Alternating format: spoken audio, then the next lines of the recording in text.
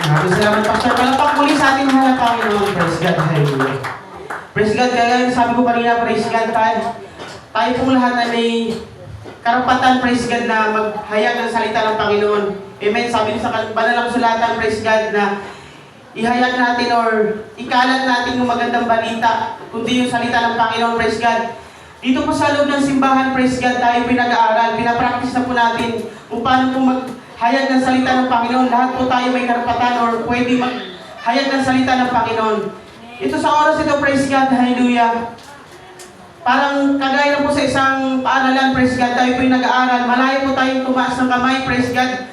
Malayo po tayong magsalita or magbigay ng opinion, praise God. Malayo din po kayo magbigay ng, kung halimbawa meron po akong nasabi na mali, praise God, pwede nyo po kayo tama, praise God, hallelujah. Palakpak sa ating Diyos na buhay. Sa oras ito, praise God, hallelujah. Bigyan po natin kahalagahan yung salita ng Panginoon, praise God, dahil ang salita ng Panginoon ay mahalaga sa ating mga buhay dahil sabi sa kanyang salita sa banal na kasulatan, praise God, sa Mateo chapter 4 verse 4 na hindi lamang nabubuhay sa tinapay ang tao, kundi sa bawat salitang lumalabas sa bibig ng Diyos. Amen. Hindi lang yung katawan natin ang bubusugin natin, maging ating spiritual bubusugin natin sa salita ng ating mahal na Panginoon. Praise God.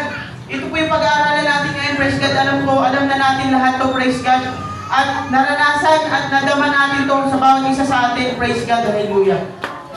Ito po yung binigay ng Panginoon na pag-aaralan natin. Ang pamagat po ay ang dakilang pag-ibig ng Diyos. Palakpak sa ating mahal na Panginoon. Praise God. Naramdaman ba natin o nadama na ba natin sa ating mga buhay ang pag-ibig ng ating mahal na Panginoon? Praise God. Kaya po ito yung binigay ng Panginoon na pag-aaralan natin, praise God. Bagamat alam natin, praise God, na ang Panginoon ay dakila ang kanyang pag-ibig sa bawat isa, praise God. Minsan nakakalimutan natin o nakakalimot tayo, praise God, kung saan tayo lulugar, praise God. Nalilimutan natin sa paglilingkod natin sa Panginoon na ito pala yung pinakasentro, praise God, na ang Panginoon ay umibig sa atin. Bagamat minsan ang tao ay hindi umiibig sa Panginoon, pero ang Panginoon, ang sinusukli ng Panginoon ay kanyang dakilang pag-ibig. Palakpak sa ating Diyos na buhay. Ito po yung verse natin. Basahin po natin sa Ephesians chapter 2, 4 hanggang 5. Sabi dito po yung praise God. Ngunit ang Diyos palibhasa'y mayaman sa awa dahil sa kanyang malaking pag-ibig na kanyang iniibig sa atin. Bagaman tayo'y mga patay dahil sa ating mga kasalanan, tayo'y binuhay ng kalakip ni Kristo. Sa pamamagitan ng kanyang biyaya, kayo'y nangaligtas. Palakpak sa ating mahal na Panginoon, praise God. Kaya po tayo nandito dahil sa pag-ibig ng Panginoon. Kaya po tayo nandito dahil sa dakilang pag-ibig ng Diyos, mga kapatid. Sabi nga dito mga kapatid, dahil sa biyaya tayo nangaligtas, praise God. Kung wala ang Panginoon, wala tayo dito, praise God. Wala po tayo pwede ipagmalaki sa ating mahal na Panginoon.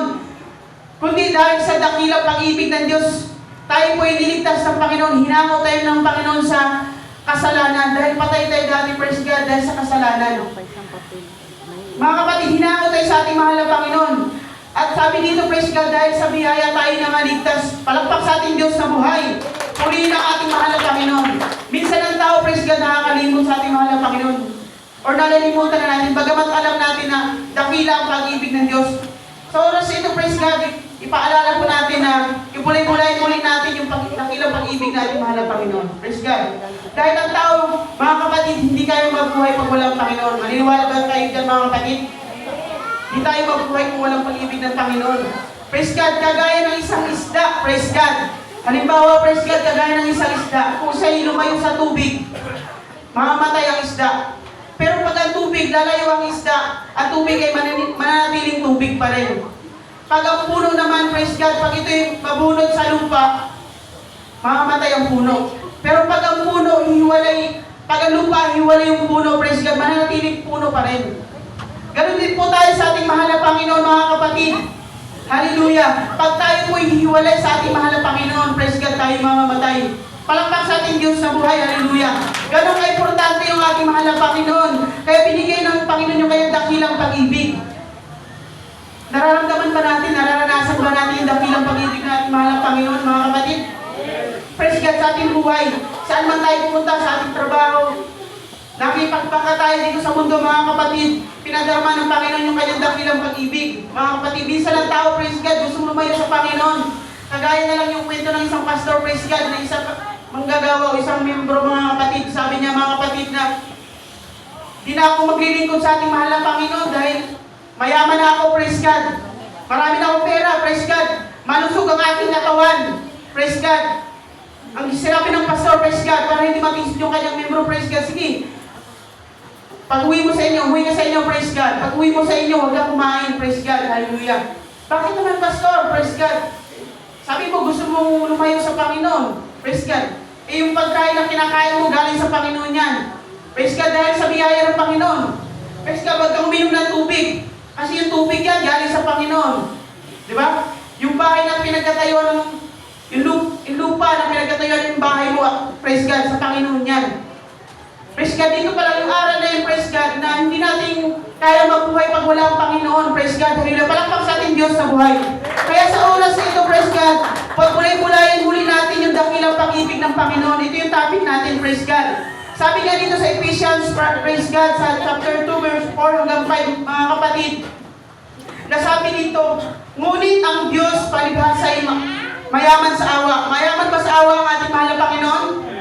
Praise God. Sabi pa dito, dahil sa kanyang malaking pag-ibig, praise God, dahil sa malaking pag-ibig ng Panginoon, na kanyang iniibig sa atin, sa 5, bagaman tayo'y patay dahil sa ating mga kasalanan, tayo'y binuhay kalakip ni Kristo. Sa pamamagitan ng biyaya, tayo nakaligtas. Palakpakan sa ating mahal, palakpak sa ating mahal na Panginoon, praise God, hallelujah.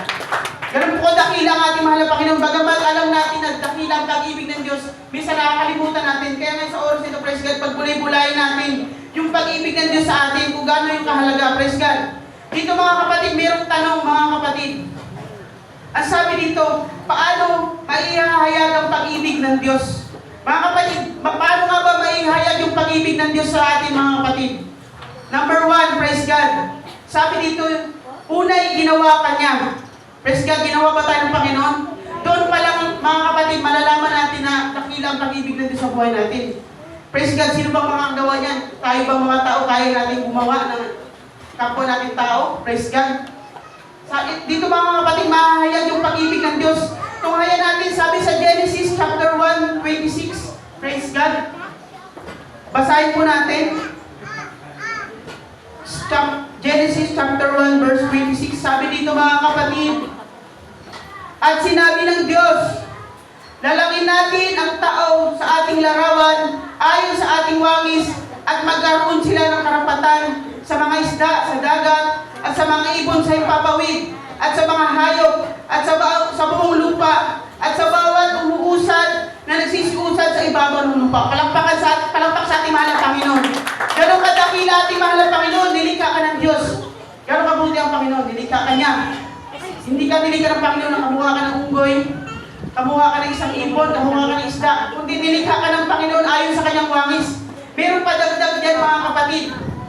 Binigyan ka pa ng kapamahalaanan o karapatan na mamuno sa isda, sa ilalim ng bubuhay, sa ilalim ng dagat, umuusad sa ibabaw ng lupa. Diba? Ganun kabuti ang ating mahal na Panginoon. Ganun kadakilang pag-ibig ng ating mahal na Panginoon. Palakpak sa ating Diyos sa buhay. Praise God, hallelujah. Nilikha tayo ng Panginoon. Pangalawa, paano maihayag ang pag-ibig ng Diyos? Pangalawa mga kapatid, tinubos ka niya. Praise God, tinubos ba tayo ng Panginoon? Meron isang awitin mga kapatid, minsan naririnig ko yun kay Sister Bernadette, praise God, na unay ginawa kita, ngayon ay tinubos kita, praise God. Ganon kabuti ang ating mahal na Panginoon, palakpak sa ating Diyos sa buhay. Sabi dito sa pangalawa mga kapatid, tinubos ka niya. Tunghayan natin sa Ephesians chapter 1 verse 7. Praise God, sa Ephesians chapter 1 verse 7. Sabi dito mga kapatid, na sa Kanya'y mayroon tayo ng ating katubusan sa pamamagitan ng Kanyang dugo. Praise God. Nakapatawaran ang ating mga kasalanan ayon sa kayamanan ng Kanyang biyaya. Palakpak sa ating mahal na Panginoon, mga kapatid. Diba, napakaganda, napakadakila ng pag-ibig ng Diyos. Una, ginawa niya tayo.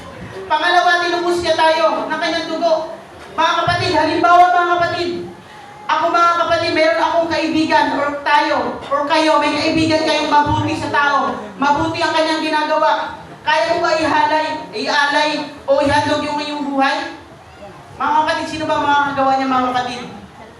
Sabi dito, tinubos tayo ng Panginoon.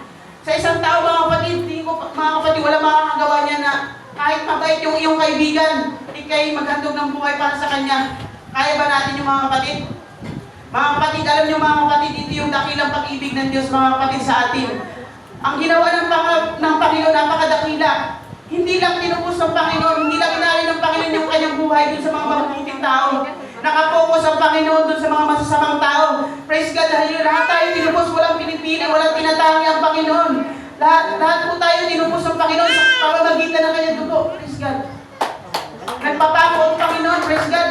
Tayo mga tao, praise God, hindi natin kaya gawin niya mga kapatid. Ialin natin yung ating mga buhay, magpakamatay tayo para sa ating kaibigan, sa ating pamilya, hindi natin kaya mga kapatid. Sabi nga ng nakaraang linggo mga kapatid, Bible study, wag tayong plastic, praise God. Alam natin sa sarili, hindi natin kaya. Praise God, pero ang Panginoon mga kapatid, dahil sa kanyang dakilang pag-ibig, dito makakahayag sa pamamagitan nito mga kapatid, tinubos tayo ng ating mahal na Panginoon, palakpak sa ating Diyos na buhay, hallelujah! Purihin ang ating mahal na Panginoon. Tuloy-tuloy po tayo mga kapatid, dadako tayo sa pangatlo. Paano maihayag ang pag-ibig ng Diyos? Sabi dito sa pangatlo mga kapatid, iningatan ka ng Diyos, binantayan ka ng Panginoon. Palakpak sa ating Diyos na buhay. Una, ginawa ka ng Diyos. Doon palang mahayag ng kabutihan ng Panginoon o yung pag-ibig ng Panginoon. Pangalawa, tinubos ka ng Panginoon. Pangatlo, iningatan ka at binantayan ka ng Panginoon. Napakabuti ating mahal na Panginoon. Palakpak sa ating Diyos na buhay. Praise God, hallelujah. Basahin po natin sa Psalms chapter 121, 7 hanggang 8, mga kapatid. Dito mga kapatid, iningatan kayo ng ating mahal na Panginoon. Sabi sa Psalms chapter 121, verse 7, sabi dito mga kapatid, iingatan ka ng Panginoon sa lahat ng kasamaan. Kanyang iingatan ang iyong kaluluwa. Sa 8 mga kapatid, iingatan ka ng Panginoon ang iyong paglabas at ang iyong pagpasok mula sa panahong ito at sa pagpakailanpaman. Palakpak sa ating mahal na Panginoon. Ganun mga kapatid, dito mga kapatid, mahahayag yung pag-ibig ng Panginoon.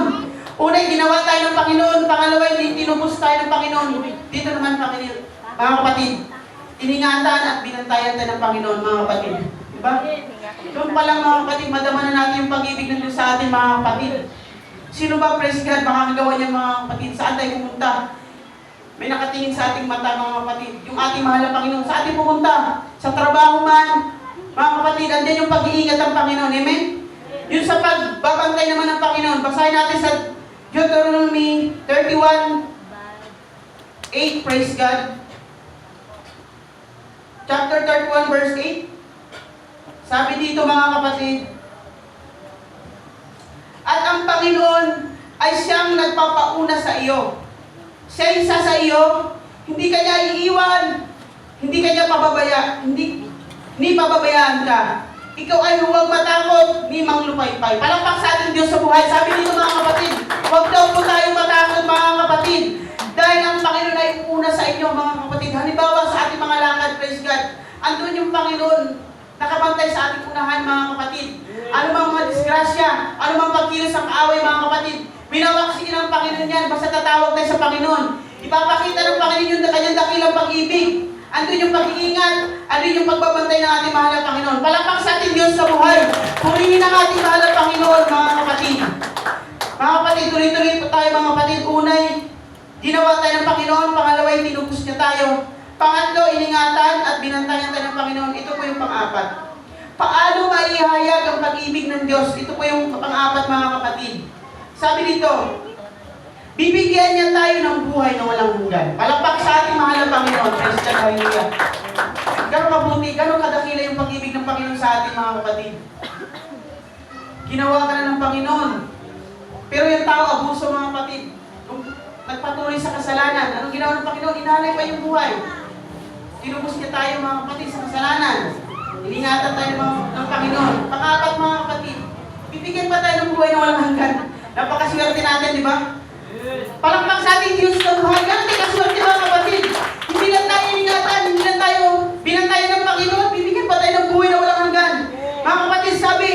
sa John chapter 3 verse 16, tunghayan natin, ito yung paborito nating verse mga kapatid. Sabi dito mga kapatid, John 3:16, gayon na lamang ang pag-ibig ng Diyos sa sanglibutan, na binigay niya ang kanyang bugtong na anak, upang ang sinumang sumampalataya sa kanya ay huwag mapahamak, kundi magkaroon ng buhay na walang hanggan. Palakpak sa ating mahal na Panginoon. Hallelujah!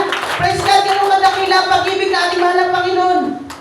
Mga kapatid, nadama ba natin yan sa ating mga buhay, mga kapatid? Yung kabutihan ng Panginoon, bagaman tayo nagkukulang sa ating Diyos sa buhay, mga kapatid. Bagaman tayo patuloy nagkakasala, ang Panginoon patuloy din nagmamahal sa atin. Bagaman ang tao patuloy nagkakamali, mga kapatid, ang Diyos naman patuloy na umiibig sa atin. Ganun kadakila ang pag-ibig natin, mahal na Panginoon. Mga kapatid, dito sa pang-apat, mga kapatid, sabi dito, bibigyan tayo ng buhay na walang hanggan.